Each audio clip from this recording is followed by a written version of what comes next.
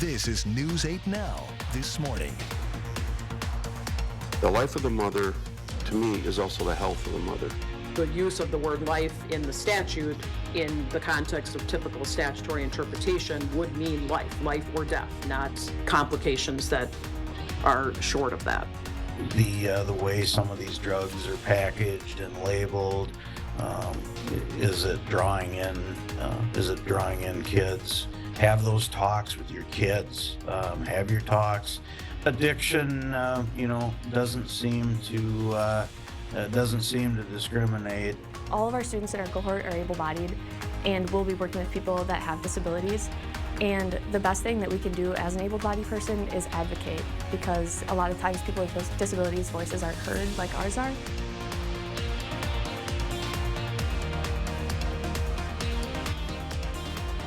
Good morning, everyone. That was your morning eye-opener. I'm Sophia Pullman. And I'm Derek Sibley. It is March 31st, 2023, the last day of March. Can you believe that? Just flew by. I know, it went by really fast. Yeah. I think April's going to go by pretty fast, too. I don't doubt that one bit. And everyone just wants the warmer weather. I know. We're just zooming on by, cruising into spring as we know it. And, speaking of spring, Sophia, we're talking, just a typical spring season here in the Midwest, at least early spring. Right. We have rain, we got storms. All of it. We got snow. Yeah. The snow is more than likely to happen tonight, but we have to get through the rain and storms right now, though, first. And, we are tracking all of it here right now across much of the Coulee region. Yesterday, we were kind of dealing with the rain and snow, even a little bit of some sleet that you probably felt or saw yesterday. And then late last night, as you can see as the loop replays, late last night we were tracking mainly rain showers. And some of those rain showers were pretty heavy with some rumbles of thunder with it here at times as well. Now, the main rain and thunderstorm activity is mainly well to the north in the Chippewa Valley, especially if you are in, not Dunn County, but Chippewa County and also east into Clark County. You could see the showers and some of those embedded storms are moving their way towards the east. All right, so we have winter storm warnings for the snow tonight, and this will go through 10 a.m. tomorrow. 3 to 6 inches of snow here, gusts of 45 miles an hour. Blowing and drifting snow is a possibility. And the same can be said for some of these winter weather advisories. Now, the difference is less snow, 1 to 3 inches possible here. Gusts of 45, slippery conditions, and some blowing snow a possibility as well. As we take a look at your planner, pretty wet conditions throughout the day. Thunderstorms likely late this afternoon through the evening, and at the same time with some of those storms, they could be turning pretty strong, and we'll talk about that, and I'll time things out in Sky Tracker in the full weather forecast in just a bit. Sophia? Thanks, Derek. Let's get to some news this morning. For the first time, a former president is facing charges. A grand jury in New York indicted Donald Trump. The investigation centered on alleged payments made during the 2016 presidential campaign to silence claims of an affair. Payments that could be classified as business fraud. Colton Molsky talked with experts at the University of Wisconsin about what's next. But the next step would be to have an arraignment. Trump would have to appear in court and enter a plea of guilty or not guilty. Former President Donald Trump is headed for court after a grand jury met and voted on the probable cause for criminal charges to be filed. I think in large part the fact that he is a former president is not really going to be relevant to this particular prosecution. Assistant clinical professor at the UW-Madison School of Law, John Gross, says there is nothing about the charges implicating national security issues or presidential privilege. Essentially something related to fraud or bribery. I would expect, based on the amounts involved and the nature of the charge, this would be a felony charge. Now, Gross does not believe prison time is on the table for the former POTUS. However, the historical significance still rings true for UW Whitewater professor emeritus Richard Haven. We knew it was a possibility, but I think, like everyone else, we're surprised that it has finally come. Haven believes it is a unique event to add to the history of American politics, but it is unsure exactly what the ramifications will be for Trump, who, as of Thursday, is still running for a second presidential term. Going to try to use it to raise funds and to increase his opportunities to get attention in the Republican race for the nomination. For Gross, it is a win for the rule of law. I think it is definitely an endorsement of our system, and it is a clear message that says that nobody is above the law. Wisconsin Senator Ron Johnson reacted to the news on Twitter, saying the indictment was issued by a George Soros-funded district attorney. According to PolitiFact, a racial justice group called Color of Change received $1 million donation from Soros, a billionaire known for donating to liberal candidates. The PAC backed DA Alvin Bragg during his election, but a spokesperson told PolitiFact that amount wasn't earmarked for Bragg and also went to other campaigns. Voters have a few advisory referendum questions on their ballot this spring election. The laws won't change no matter how the votes turn out. Statewide, we have an advisory referendum asking if able-bodied adults should be looking for work to receive welfare benefits. That is already state law. In 3 local counties, La Crosse, Eau Claire, and Vernon, are asking voters if the state should repeal or keep the 1849 abortion ban. On La Crosse County ballots, the question reads, should the legislature repeal or keep the state's 1849 abortion ban that provides no exceptions in cases of rape or incest, nor to protect the health of the mother? The La Crosse activism group Save Your Rights Coalition says the La Crosse County Board worded the question wrong, arguing the ban does already allow abortions to save the, quote, health or life of the mother. The statute currently allows an abortion to save the mother's life, but it does not mention the word health in it. The distinction between health and life were a major point when the county board debated putting this question on the ballot back in January. The life of the mother, to me, is also the health of the mother. The use of the word life in the statute in the context of typical statutory interpretation would mean life or death, not complications that are short of that. Some board members argued it's not the county's place to put the referendum on the ballot. District 20 Supervisor Steve Doyle, who's also a member at the state assembly, said state legislators provided an answer to that question when giving a reason for approving the statewide welfare referendum. The response to that was, yes, it's the law, but the governor's not enforcing it, so we think it's important that the people have a chance to tell the governor what they think about that. That sounds kind of familiar to what we're talking about tonight. It's not our role to change state law, but I do think it is a very important role of the county board to give the people of our area a voice. State Republicans have introduced a bill that would provide exceptions for rape and incest and also expand the definition of life of the mother. But Governor Evers has promised to veto that because it allows the 1849 ban to stay in legislature. Knowing how the human body works and how to heal is just one aspect of training for a career in healthcare. The other is the human aspect. Students at UW La Crosse and Viterbo joined together to run simulations that reflect real-life situations they'll encounter in their future jobs. These students are learning how they'll work as a team to take care of patients. When we go in to clinicals, when we go into the real world, we're going to be working as a team all the time for patients, and we want to know who we can rely on for certain things and who to bring in when we find things that are outside of our scope of practice. Students are also learning about how to care for patients by running scenarios where the patients may be reactive or wanting to refuse care. Students say they appreciate the chance to get as close as possible to real-world experiences during their time in school. Graduate students at University of Wisconsin-La Crosse are walking a mile in another person's shoes. These occupational therapy students are getting a taste of what it's like to serve lunch with the visually impaired. They took turns assisting their blindfolded partner. One student says the activity put everything in perspective for her and her peers. All of our students in our cohort are able-bodied, and we'll be working with people that have disabilities. And the best thing that we can do as an able-bodied person is advocate, because a lot of times people with disabilities' voices aren't heard like ours are. For the past 2 years, Jeff and Jeannie Nylander have hosted the activity. Jeannie is blind and says her students have changed her life. They're the future. They're the ones that are going to be in the hospitals very soon, and some of them are already. They all have wonderful attitudes, and it's going to be a brighter future because of them. The Nylanders say they hope to host the event at UWL each year.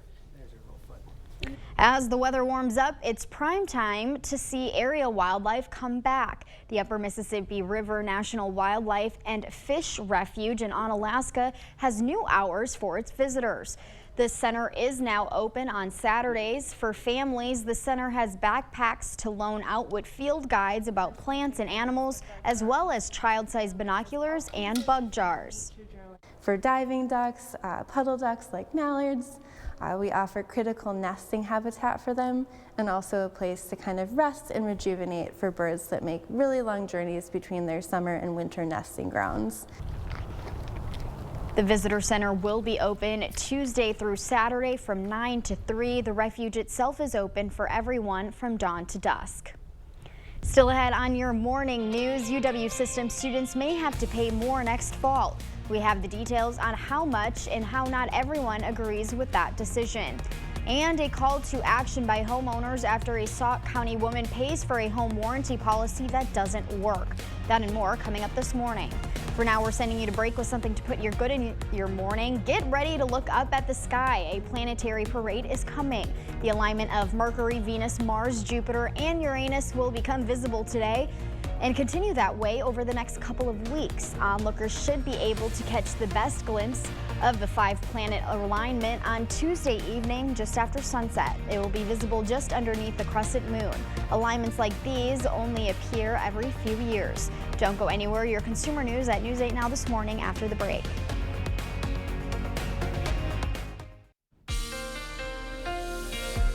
Well, good morning, everyone. Welcome back. We're still tracking some pretty wet conditions across the area. These are mainly to the north, though, now, as far as some of those heavier showers and downpours are located. And you can see they are working their way towards the east. So just bear that in mind here as you get ready to head out the door this morning with you and your furry friend, perhaps. Looking at some more scattered showers here for the afternoon here, too. And maybe even some thunderstorms, some of them turning pretty strong for this evening. So you might want to go ahead and wrap things up pretty quickly as we head into the evening hours. But for today, your zone forecast shows high temperatures in the upper 40s to low 50s in La Crosse County. We are going to be looking at more so the 50s and possibly even the 60s further south that you go. Meanwhile, to our central zones, we'll be at 49 in Trempealeau here today.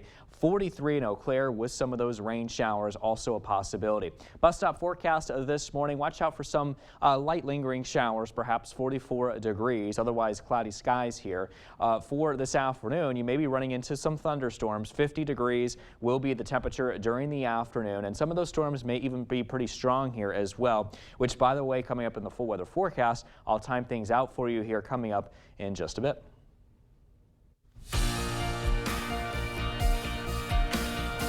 Americans are getting older, and that may be a big reason behind the labor shortage in the U.S. That's according to a new study from the Federal Reserve Bank of New York.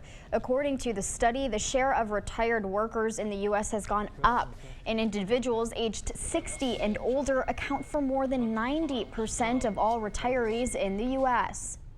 The study also showed other factors influencing the labor gap. It's disability, but only a minor role.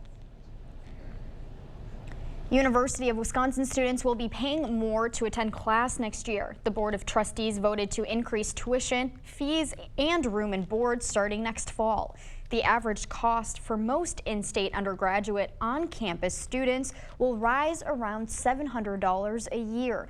This is the first increase since an 8-year freeze on rates in 2021 that's been lifted. Only one voted against the motion. Rodney Pasesh said he understands the need for funds, but the proposal is too much for struggling students.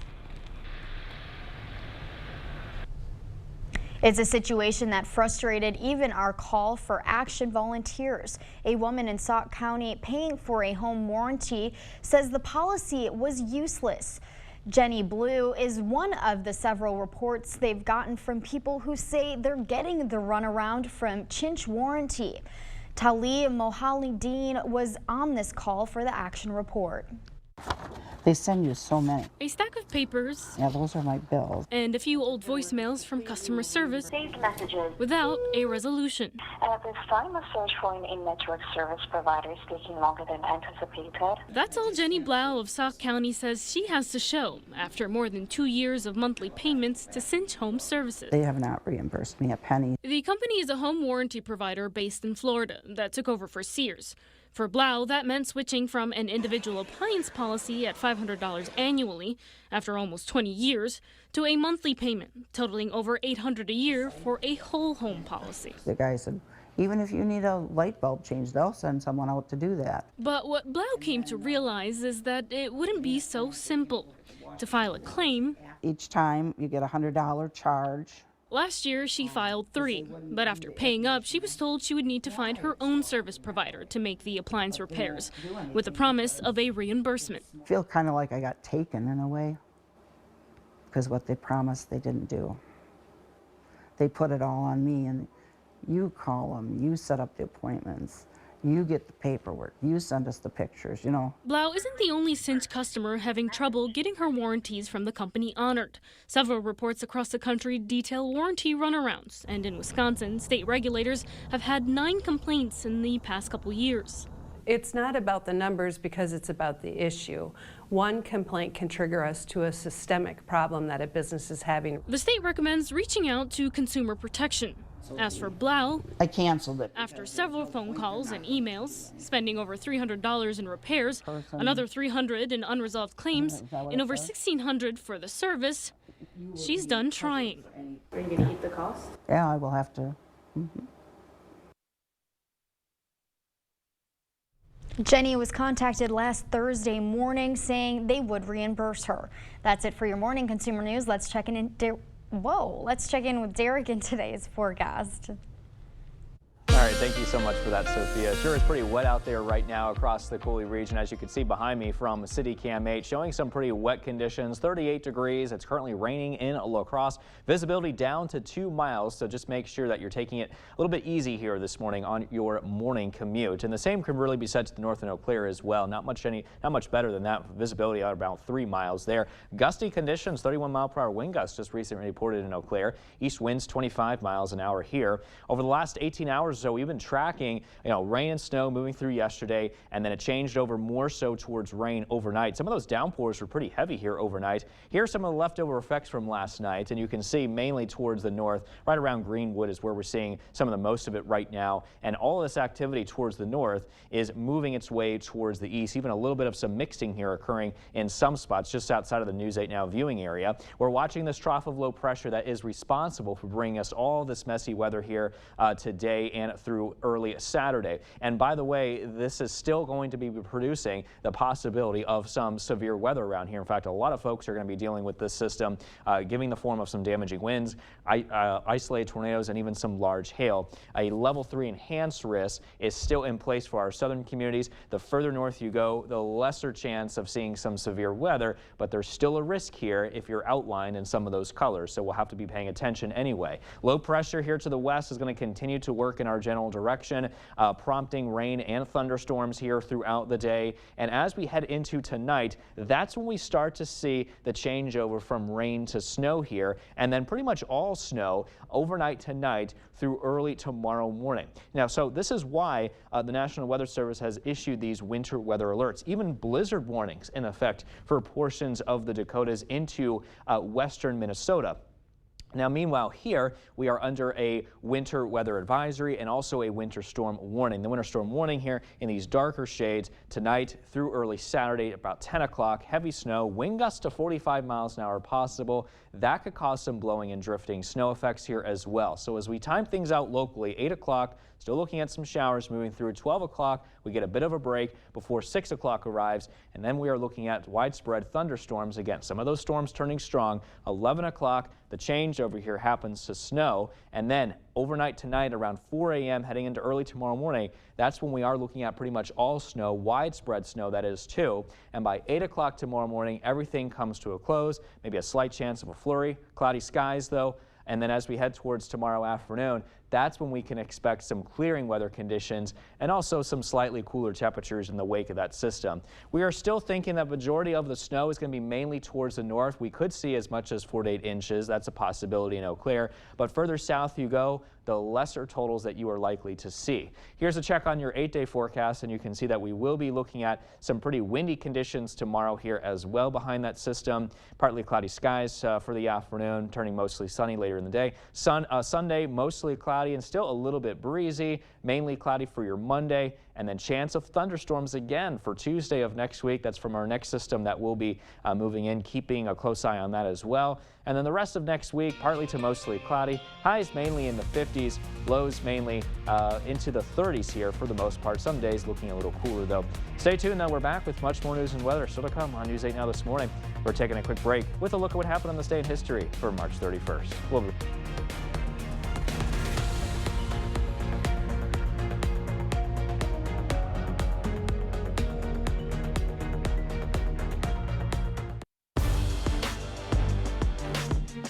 Welcome to the Blitz. The Wisconsin men's basketball team fell short in the NIT semifinals on Tuesday night as the Badgers season came to a disappointing end, and now one of the Coulee region standouts on the squad is going to be pursuing his college career elsewhere. Junior guard Jordan Davis has decided to enter the transfer portal. The Central grad averaged just over 5 points a game for the Badgers this season. Davis was originally a starter until freshman Connor Esijan replaced him midway through the year. Davis wound up playing just over 20 minutes a game. He was one of the main contributors off the bench for the Badgers. We'll keep you updated on where Davis ultimately ends up. Happy opening day yesterday in the majors, but not for the Brewers. They were in Chi-Town taking on the rival Cubs in the third. One of the newest Cubbies, Dansby Swanson, taking Corbin Burns the other way for a base hit. It plates one. Then Willy Adames throws it away. That allows a second run to come in and score. That's all Chicago needed. Brewers getting held to just 4 hits on the day. They struck out 12 times. Milwaukee gets shut out 4-0 the final. Brewers are back tomorrow at Wrigley. Brandon Woodruff on the mound for the Crew. Everybody's journey is different. And as one Coulee region man has shown, when you get a second shot at life, never stop shooting. For the past year and a half, this is where Lucas Harrow has been mastering his full-time hobby. Takes my body a bit to get warmed up. A hobby that's become more of a career for the Onalaska native. For me, archery has been life-changing. The more I did it, the more I fell in love with it. It's a challenge that he has embraced since picking up a bow and arrow, but one of the most challenging parts of Lucas's day solid. is getting here. In 2013, Lucas suffered an accident on the water, which left him paralyzed from the chest down. Towards the tail end of our day, went in to cool off one last time, and I dove into the river. And I'm not sure if I hit the sandbar at the bottom of the river or a log, but I hit something. And that was the day that my life changed forever. After 5 years of fighting, Lucas didn't feel like fighting anymore. That was the first time in my life I ever felt broken by something. Like, man, I had nothing left in the tank. This had gotten the best of me. The accident also forced Lucas to give up a job he dreamed of pursuing ever since he was a little boy. I knew I loved the outdoors, and I always had that kind of Spitfire adrenaline side to me. And I remember thinking, okay, what can I do that's going to help people and also kind of fuel that, little danger side in me. But given the circumstance, Lucas still had a lot of fire left in him. You gotta live in the moment and accept and embrace what happens and just try to live your life to the fullest. And that's what Lucas is focused on now. Starting to go where they're supposed to go. Setting his sights on a new target. Archery is the first thing that I've found where it's like, man, I can hold my own in this. And not just against disabled athletes. Like, I can shoot right up there with the best of the able-bodied archers that come into the shop. For the past year, Lucas has showcased his talents around the world, and he hasn't allowed his limitations to get in the way. I'll come in and take my chin and push on this knuckle to manipulate that finger onto the safety trigger. It's the only way that I've been able to independently shoot, so pretty awesome. Lucas isn't alone on this journey. I think we're still a touch high. In fact, his support team works round the clock to make sure it's all possible. There's about, anywhere from 10 to 15 people that help me. Thank you. They're instrumental in my life. They keep me alive. My life would not exist without the help of others. It's been a day-by-day mindset the last decade, but when it comes to archery, Lucas has long-term aspirations, and he's aiming for Olympic gold. I'm not going to stop until I'm the #1 Class W1 para archer in the world. I'm in the sport for a while. I'm not going anywhere. Lucas will be competing in the Arizona Cup in 2 weeks as he hopes to qualify for the World Championships in Prague during the summer. If you want to follow Lucas's journey and help him along the way, that info is on our website at news8000.com/sports. That's going to do it for the Blitz. We'll see you tonight. In Washington, D.C., as the Biden White House and Democratic lawmakers are pushing for gun safety legislation, many Republicans are not interested in taking steps in that direction. President Biden has repeatedly called on Congress to take action, including an assault weapons ban, but faces an uphill battle. Due to the GOP in control of the House, some Republicans say Biden is trying to undermine the Second Amendment, and others say going after guns isn't the way to address mass shootings. More than 100,000 people died due to overdoses in 2022. Now, the FDA has approved a treatment for over-the-counter sales. News 8 Now's Anna Fisher tells us how this approval could save a significant amount of lives. A deadly substance that's claiming lives every day. This is happening here. You know, we have a great community, but we're not immune to this. We'll soon have a more accessible treatment. Making Narcan available much easier and over the counter, I believe, will save lives. The FDA approved naloxone nasal spray to be sold over the counter for the first time. The spray is used to reverse the effects of opioids. Someone that might be legitimately on an opioid prescription should have it nearby, and family members should know how to administer it. Dr. Holly Geyer of Mayo Clinic says remembering these 3 steps are crucial to administering Narcan. You're going to put that person on their side in the recovery position, make sure that your surroundings are safe, and then administer it by just putting it inside the nostril and giving it a squeeze.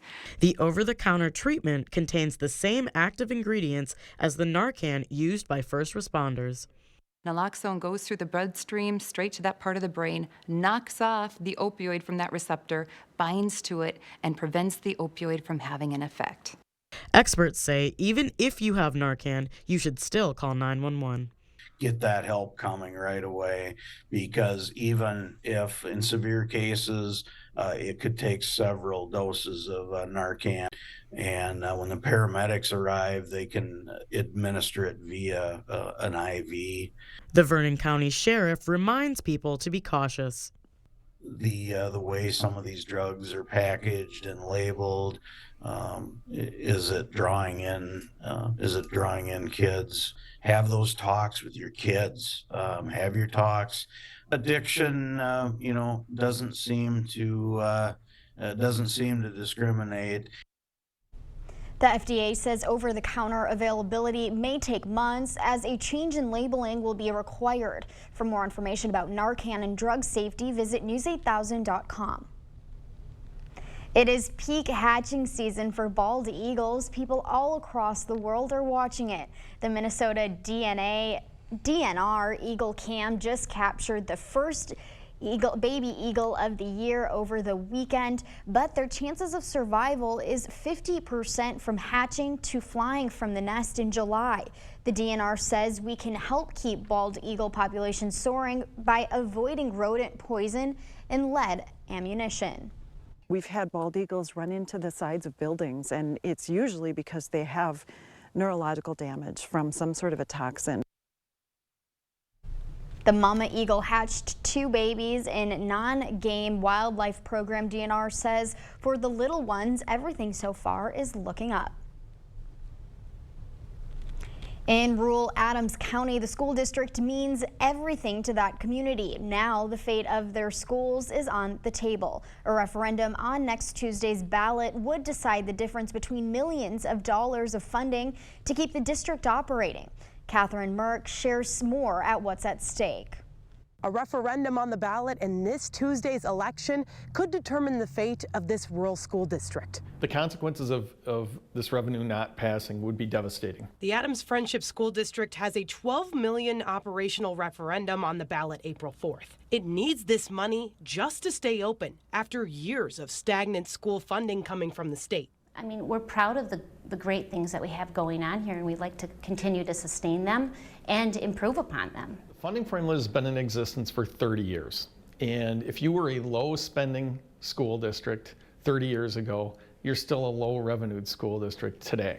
And it's created winners and losers in the funding formula. These administrators say parents have voiced their concerns about the future of their children's education. If they close, it would eventually leave 1,300 students scattered into outside communities. Plus, it would impact many jobs in the area and the town as they know it. I think what I continue to think about is the impact it will have on the community as a whole if we are not here. A community that has existed for many years could become a ghost town. Just like many rural schools, we are the heart of the community. And while the district administrators couldn't tell me directly their opinions on the matter, they told me they are encouraging parents to be as updated as they can on this situation to know the consequences of the election. The district had a similar referendum on the ballot in November. It did not pass by just a couple hundred votes.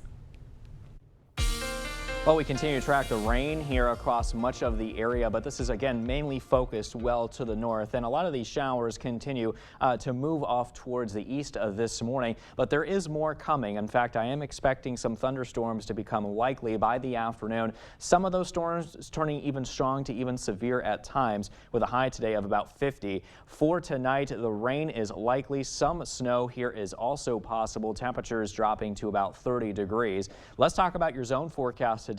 Upper 40s to low 50s. It will be 50 in Berry Mills today. Further south you go, the warmer it will be, as we have a warm front here that's pumping in some warmer air, so we could see the highs in the low 60s further south into Crawford County. Central zones mainly into the 40s today. Into the northern zones, into the Chippewa Valley, highs today a little cooler here for you into the low 40s. So for your drive cast, again, watch out for some of those showers that could cause some rough conditions on your morning commute, and also some scattered showers are possible for your lunch hour. Keep an eye on this evening, because that's when we could be looking at some thunderstorms, and we'll time things out one more time coming up in our last check on the full weather forecast after the break. But also coming up in our Buzz Report, the CMT Awards is adding some major female star power. Stay with us. We'll be right back.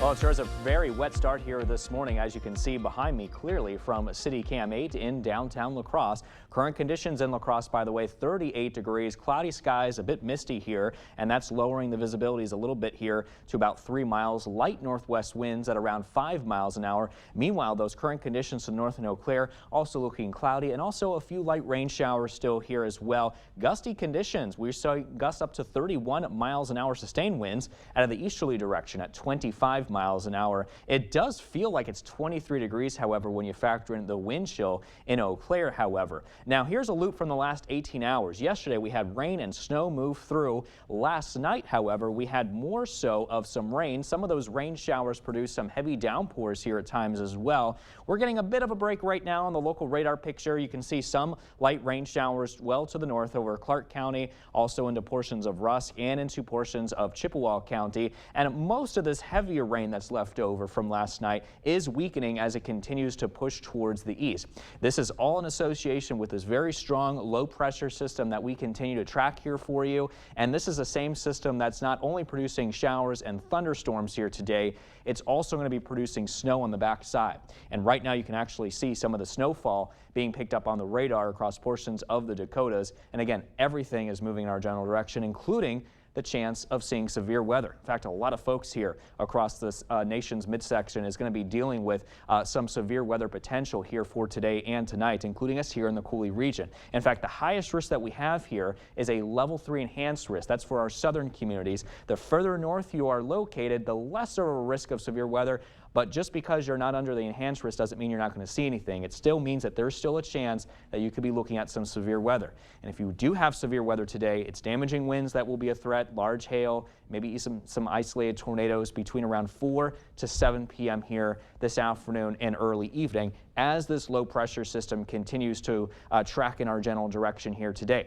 Now, here comes the backside. It's going to change over to snow and rain here by overnight tonight, and by early tomorrow morning here, we could be looking at full snow here coming down on the backside of that system. This is why we are under winter weather alerts, even blizzard warnings in effect here well to the west across portions of the Dakotas and western Minnesota. Here, though, in the Coulee region, we got winter storm warnings highlighted here, mainly north of La Crosse. Tonight through Saturday morning at 10 o'clock, heavy snow is possible. Wind gusts of 45 miles an hour. That could cause some blowing and drifting snow. If you are in those lighter colors there, you are under that winter weather advisory here for some lesser amounts of snowfall. And we'll time it out on Sky Tracker. 8 o'clock, still looking at some showers moving in. Here's noon today. We get a bit of a break. Still looking at some cloudy skies with some rain showers, but more so to 6 p.m. This is when we can expect some of those strong storms to move through. Those could cause some of those damaging winds, hail, and some heavy downpours. And as we head into overnight tonight, here comes the snow wrapping around the north or the backside of that system rather. It will continue to snow through at least early tomorrow morning before 8 o'clock arrives by tomorrow. And we'll be looking at that snow clearing out. Some cloudy skies are still left over before we start to see the sunshine as we head into later tomorrow afternoon. And we still are thinking that the majority of the heavier snow is going to be mainly positioned to the north. Lighter snowfall totals the further south you are. Here's a check on your 8-day forecast, and you can see that we will be looking at some windy conditions still lasting into tomorrow, breezy conditions still on Sunday, mostly cloudy for Sunday and also into early Monday. A chance of thunderstorms is possible on Tuesday of next week.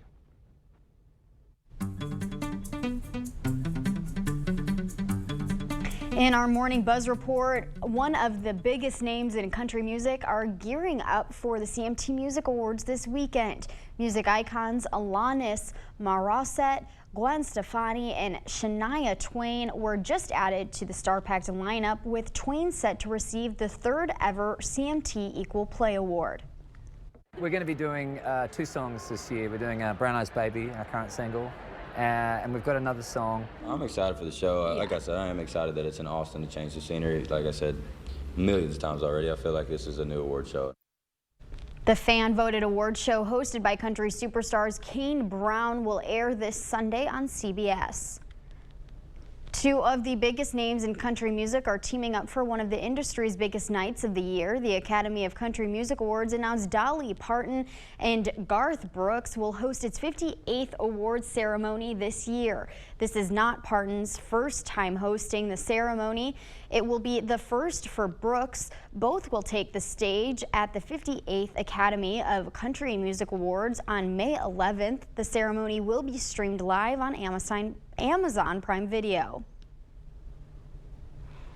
Are you a Brooks fan? No, I haven't really heard too much about Brooks. I only know one of his songs. I think it's Okay. called Callin' Baton Rouge, and that's just where I went to school. So but I'm not a big country fan. Yeah, me either. Besides, you're a Taylor Swift fan. Yeah. So that's about it. Yeah. Before we head to break, it's usually time to look at today's Look Who's 8, but we don't have any birthdays today. Nope. So if you know a special someone that is turning 8 months, 8 years, 18, 80, or 88 years old soon, we'd love to feature them. Submit your birthdays. That's right. Just upload your photo to our website, news8000.com, and we'll look for the Submit Pictures button under the Home tab on our website. Stay with us. We have everything you need to know today in 5 minutes or less. Your Morning News Now is up next.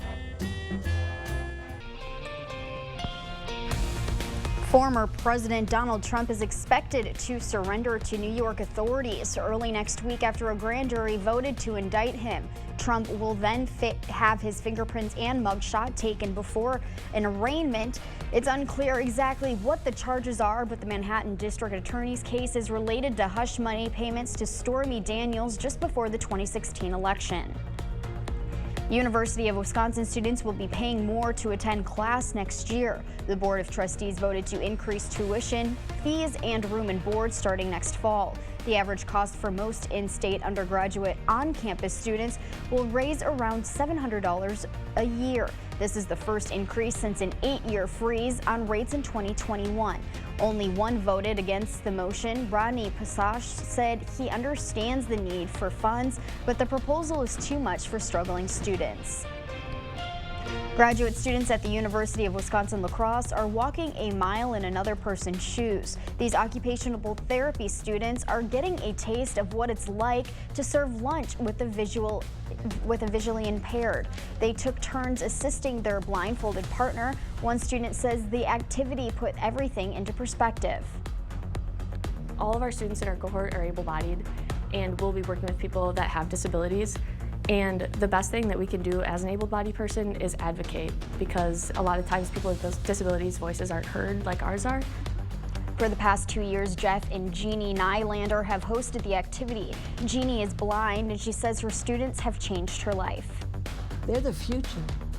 They're the ones that are going to be in the hospitals very soon, and some of them are already. They all have wonderful attitudes, and it's going to be a brighter future because of them.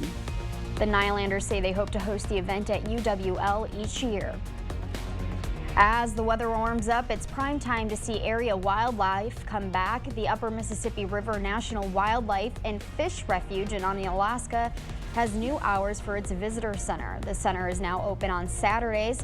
For families, the center has backpacks to loan out with field guides about plants and animals, as well as child-sized binoculars and bug jars. For diving ducks, puddle ducks like mallards, we offer critical nesting habitat for them, and also a place to kind of rest and rejuvenate for birds that make really long journeys between their summer and winter nesting grounds. The visitor center will be open Tuesday through Saturday from 9 to 3. The refuge itself is open for everyone from dawn to dusk. As you head out the door this morning, keep in mind you might want to bring that umbrella with you. Looking at some showers here throughout the morning, and it's going to be pretty wet here through at least 1 o'clock with some of those rain showers. Keep in mind we have strong to even severe storms possible late this afternoon, starting around 3 o'clock, and that can go into early as this evening around 7 p.m. Tonight, with temperatures mainly in the 40s, 50s here for today. We are going to be looking at some snow here for tonight into early tomorrow, and breezy, windy conditions through the weekend. Next best chance of storms looks like it's early next week on Tuesday. So keep it here to News 8. We'll keep you updated on this developing situation weather-wise.